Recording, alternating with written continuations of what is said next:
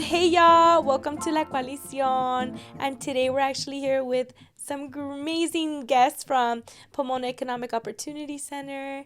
But let me introduce myself before we move on. I forgot. I'm Esmeralda Santos, and I'm with the Inland Coalition for Immigrant Justice. And I'll pass it on to my colleague to the left. My name is Laura Moreno. I am the Immigrant Rights Director for PEOC, and I'm also a DOJ accredited rep. Okay, and I'm Claudia Bautista. I am the Interim Executive Director for the Pomona Economic Opportunity Center. I've been with the organization for almost 2 years and a half. I'll pass it over to them. My name is Benjamin Wood. I use he and him.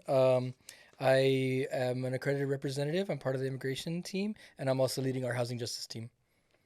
Yeah, so we actually have some updates today from our POC team, and they reached out and they wanted to use this podcast as an opportunity to share with our community what is going on. But before we get to that, I wanted to get to know each one of you a little bit more. So this will be our icebreaker question. So I'm interested in knowing who is y'all's community, and yeah, what does it look like? Community for me, I would say, is family. I grew up in a mixed status family. I was born here, but my mom's an immigrant, extended family that have been deported, and having to deal with that growing up, and also helping my mom also navigate the systems, Medi-Cal, all that fun stuff, and trying to translate, trying to advocate for her, for myself. And so my community is family, but that also translates into who I see every day. And so every person that I see reminds me of my aunt or my uncle or my cousin. And that is part of the reason why I do what I do. Thank you. I think for me, defining who my community is a little bit hard. I've moved around so much, so I feel like there's no like city that I can claim, or that I can say like that's my home, or I can rep this or that. I mean, I grew up in I was born and raised in Mexico. I grew up over there until I was 11. And then I moved into the IE when I was 11 in Temecula. And so I don't rep Temecula because Temecula, I feel like, was a traumatic time in my life, not just, because I was going through middle school, but also, a culture clash, a bunch of other things. And so then I've lived in LA, I've lived in Phoenix, I've lived in the Central Valley. I think the longest that I've lived in a place, it would be LA County in total. But I can't claim it because I'm not from there. So I still claim IE, because I don't really have that much more to claim. But in terms of like actual community and who I see as like my people that I care about, I guess I would talk about like what I consider my identities are. And so I see myself as a woman. I see myself as somebody that came from a working class family. I see myself as a worker. I see myself as a longtime learner, lifetime learner, and as well as an immigrant, obviously. And so, all those different things that make up who I am, they're all part of my community, and each like little intersection would be a different community. I want to say that Pomona at some point will be part of my community. I right now work in Pomona. I don't think I can say like Pomona is right now my community, but I do want to get there someday. And yes, I'll pass it over to Ben because I could keep on going. Thank you. Well, I grew up in Ontario, so I have a lot of love for Ontario. Rep Ontario. I've been working in Pomona for more than the past 10 years, so definitely representing for Pomona. But I have a kind of expansive notion of community too, kind of like Claudia was saying. Um, my community is immigrants. My community is workers that are dealing with bosses, tenants that are dealing with landlords. My community is um, pretty much, drivers that have had their cars impounded by the police. My community is people that read books and love books, and my community is activists that work with the communities that are grading up against all these systems. I see a similarity between all of you, and that's your love for your community, but also the fact that you fight for your community, you're an advocate, and you work alongside them. So I'm interested in knowing a little bit about the POC community. So how'd y'all hear about POC, and how'd you end up there? What was the journey like for you? Yeah, I think for me, and I forgot to mention earlier, I was born and raised in Santa Ana. So I'm from Orange County and San Diego and from the IE now. And I think for me, in terms of how did I know about PEOC, I moved to San Diego after high school, and I was there for 13 years, and I was involved with the San Diego Immigrant Rights Consortium down there. And so there was always a connection with different Inland Empire or LA organizations and coalitions. And so when I moved here during the pandemic, around late 2020, through one of my friends from San Diego, let me know about Pomona Economic Opportunity Center. And I went on the website and I was like, who are they? What do they do?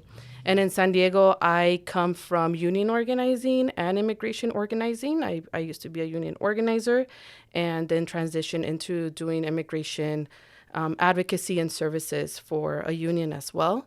And so for me, the best thing that I saw from what I was reading and what I was hearing is that PEOC was a worker center. And so obviously a little bit different than unions and union organizing, but I really love the intersection of labor and immigration for me. And so I eventually ended up becoming the immigration services coordinator in January of 2021. So the same thing as I mentioned before, like immigration has always been part of my family history and all of that. And so I just love the intersection of both things. Thanks for sharing. I love that, by the way, the whole that's such an interesting niche to have. I like that. Awesome. I mean, I think it's similar, right? I think actually Laura and I have similar like background in terms of we both worked with the same union at some point, just in different different locations and different times. And we never got to meet. And we, we just hired somebody as a worker rights director, and he also worked for that union. So I'm sure we all know like a bunch of the same people. We just didn't know actually each other. But I feel like ultimately, POC attracts people for staff that are passionate about the community, that care about both immigrants and workers, as a worker center, and our mission being to empower low wage workers in the Inland Empire, Pomona and the Inland Empire. And so that is basically who we are. We advocate for immigrants, and we advocate for low wage workers, and along with that with tenants, because we know that workers for the most part are going to be tenants. They probably won't own their own houses or things like that. So in terms of myself, I feel like it was a pretty long road, but I was meant to be here. I got into the labor movement back in college. Well, I originally started organizing as a student like in student organizations and things like that. And I learned about the labor movement through my minor. It was a labor and workplace studies minor. And through that, I got to experience different internships with different organizations. So during college, I interned with SCIU, I interned with the UFW, I interned with the National Day Labor Organizing Network. And so it gave me a little bit of like understanding of what the labor movement was and overall organizing and things like that. And so when I graduated from college, I actually ended up working for warehouse workers.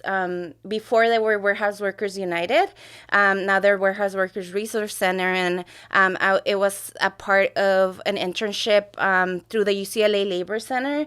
And so now the UCs have, they're opening up 6 labor centers, and now these types of like opportunities are all over the place. The Riverside Labor Center, celebrated their 1 year last year. So I'm a product of those types of programs. And so I through these internships, that was basically like what got me jobs after the fact, And so I did that internship with warehouse workers, and then out of that, I ended up moving to Phoenix. I graduated college during the recession, 2009, and so there was no jobs whatsoever. There was very little opportunities, especially in the nonprofit world, but overall in the whole world, the economy was as bad as it has been in a really long time. And so there was a lot of obstacles for like people in my generation or to get jobs right after college. And so I ended up in Arizona. I ended up working for a hotel, and I ended up getting involved with the Hotel Workers Union. So after 2 years of kind of volunteering with the union while I was working in the hotel, I became a full-time organizer with the union. And then from there, I lasted with them for about a year, and then I decided I wanted to come back to California. And, long story short, I worked with the National Day Labor Organizing Network again from 2014 to 2017. And so during that time, I was doing work in both day labor workforce development, and also immigration. So like fighting the collaboration between ICE and local law enforcement. And so through that work, I got to know PEOC, and being part of the ICE out of California Coalition. Before it used to be called the Trust Act Coalition, and I was in the steering committee for that. And so through that, I met the previous director, who was actually the ICIJ director at the time before he became our director. I met Ben through that. I met our previous director, Suzanne Foster, as well. And so after a while, I decided to go back to school. I burned out, to be honest.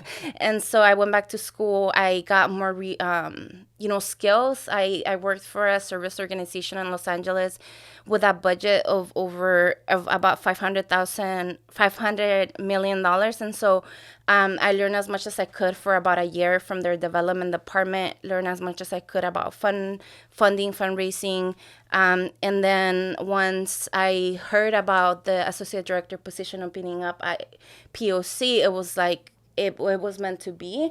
And to me, it felt like a full circle, and that I always wanted to come back to the IE, but for whatever reason, and organize in the IE, but for whatever reason, that just wasn't part of my path. And so 10 years later, I ended up here. And so, I know I talked a lot. No. It's not a job interview. Yeah, but You did great. Yeah. Now I just feel like I missed half of my story. We could go back. It's okay.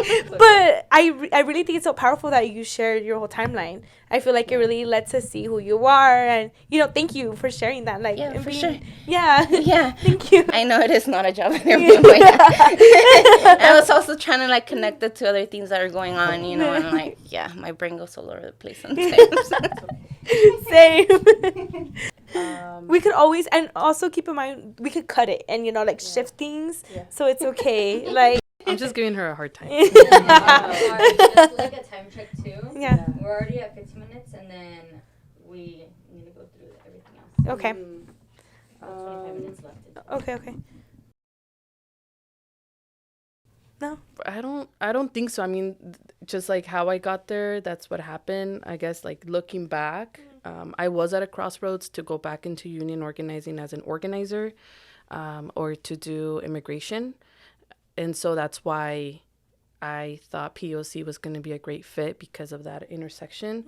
And also being a parent to 2 kids, I needed more flexibility to figure things out. And for those that are union organizers or have been union organizers, it's a really tough way too organized, especially when you're expected to, be at the mercy of different hours and all of that. So in my head, I was like, you know what, I need to do it a little bit different, because I wouldn't be able to be there 100% for the workers in the way that I would like to be before I had kids.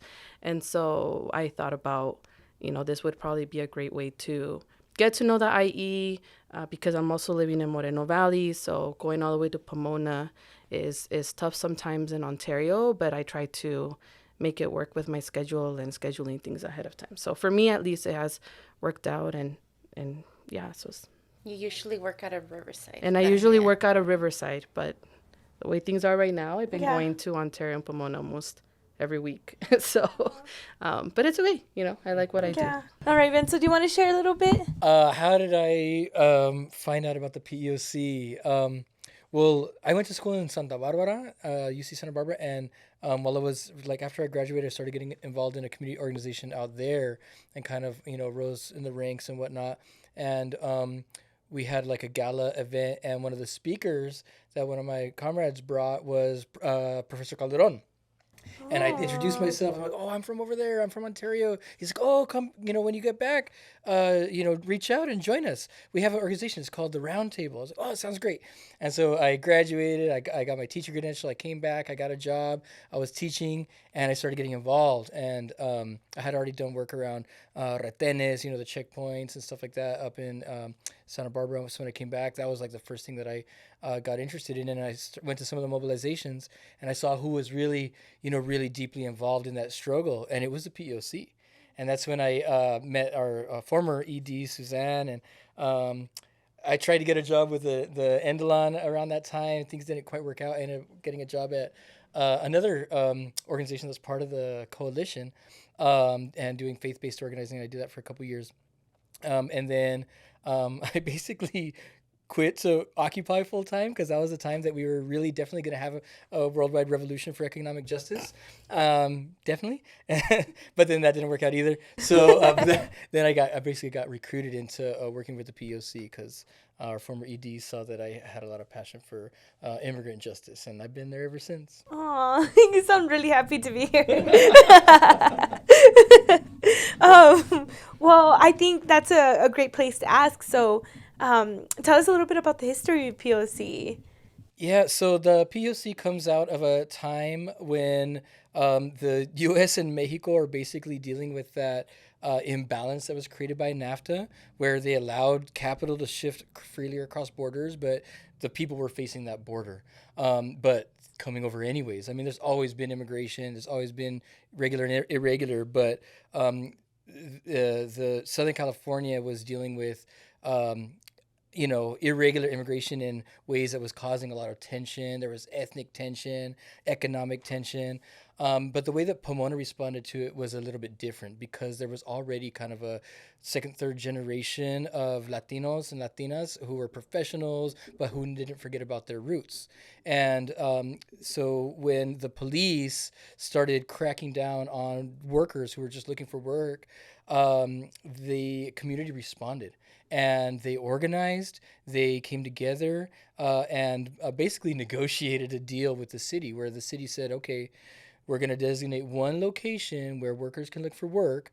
We're going to set aside some money every year so that there's going to be a staff and location, but the workers cannot look for work any other place in the city.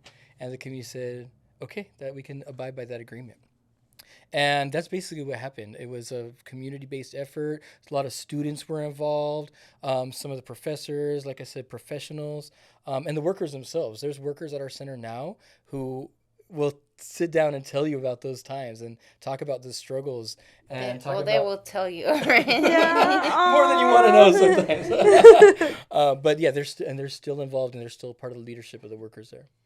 Wow. I want to meet them.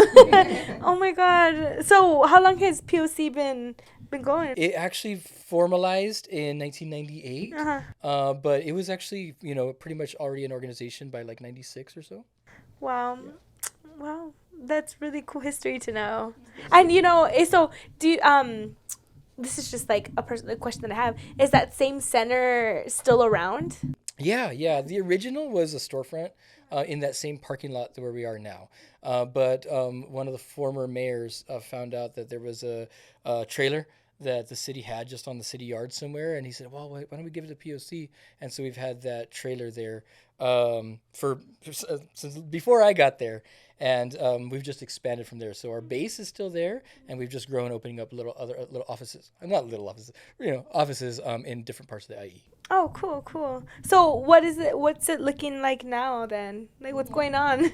Okay, so right now the organization is going through a lot of changes. I think every single department, probably like the immigration rights team, the housing justice team, and the worker rights team are going through 100 changes just within each department, and so the organization is going even through more. And as you may know, recently the director that had been with us for almost a decade ended up stepping down, and it was a little bit of a sudden change, and so I ended up having to step up, and I was asked by the board to become interim ED during the ED search, and so we're going through that, while also continuing to run our programs in our center.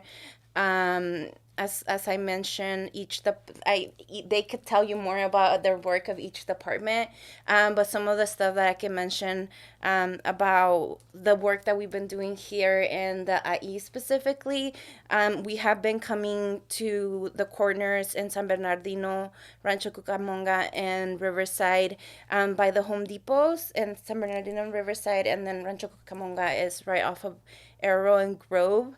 And so we have been going to those corners every other week for decades. And so, or I don't know, Since 2008. Since 2008, okay.